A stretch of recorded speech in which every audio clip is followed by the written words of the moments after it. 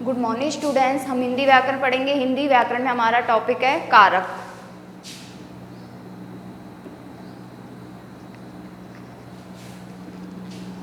जिसमें अपना फिफ्थ चल रहा है इसके भेद। अपादान कारक।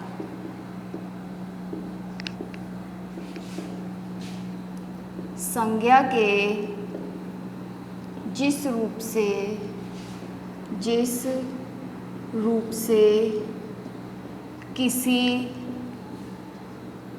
एक वस्तु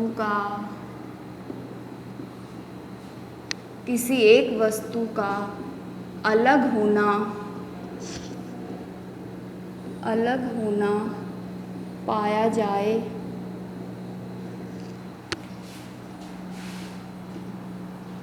जावे उसे अपादान कारक कहते हैं। जैसे पेड़ से पत्ते गिरते हैं। पेड़ से पत्ते गिरते हैं। अब इसमें पत्ते, इस वाक्य में क्या हो रहा है? पेड़ से पत्ते क्या हो रहे हैं? अलग हो रहे हैं। पेड़ से पत्ते अलग हो रहे हैं तो वो कौन सा कारक है? अपादान कारक। क्योंकि इसमें बताया गया है संज्ञा के जिस रूप से किसी एक वस्तु का अलग होना पाया जाए उसे हम क्या कहते हैं? अपादान कारक। तो इसमें अपादान क्या होगा? पेड़ अपादान होगा, अपादान कारक होगा। और इसका विभक्ति क्या होगी? विभक्ति होगी से।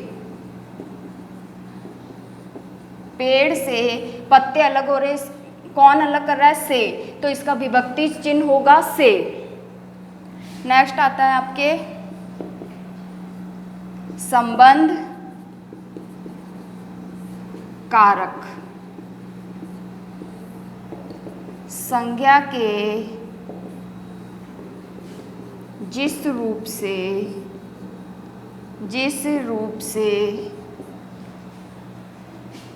किसी एक वस्तु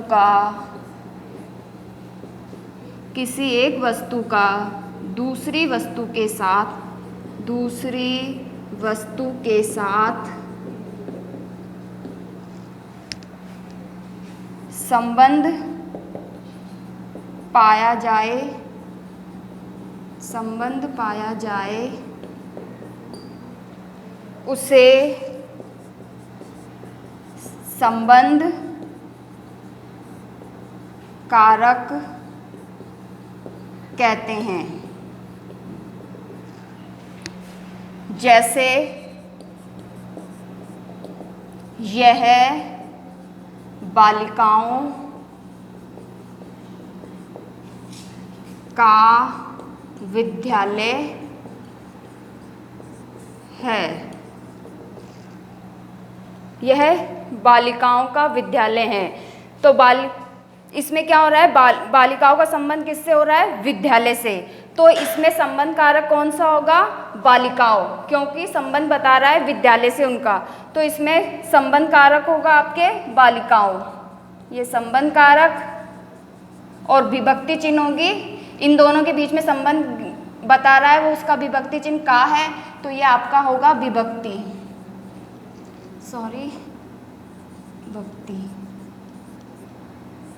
इसमें जैसे का, की, के, रा, रे, री, ये सब क्या है? इसके विभक्ति चिन्ह है।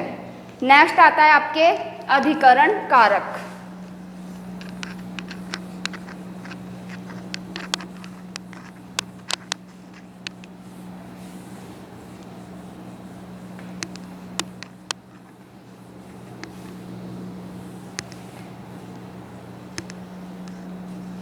सेवंथ आता है अधिकरण कारक। संज्ञा के जिस रूप से क्रिया का आधार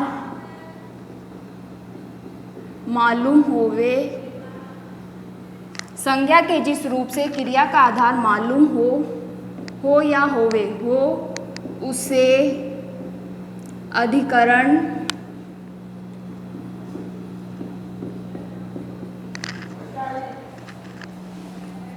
कारक कहते हैं। जैसे बालक कुर्सी पर बैठा है।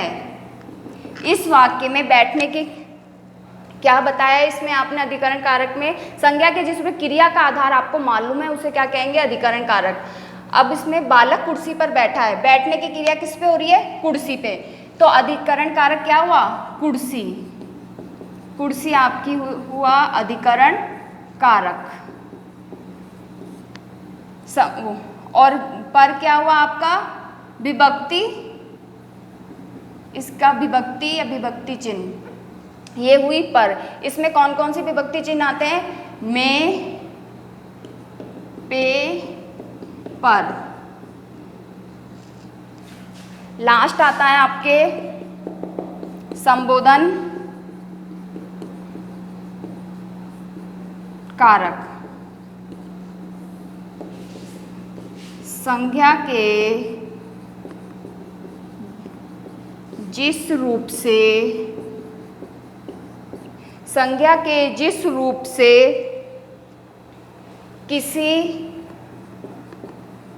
किसी को बुलाने, पुकारने या सचेत करने का भाव प्रकट होता है,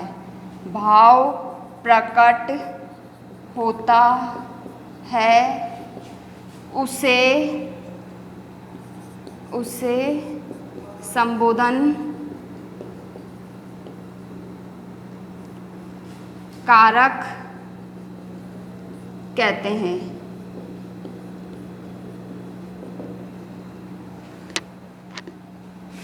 जैसे अरे तुम अभी सो रहे हो। दूसरा है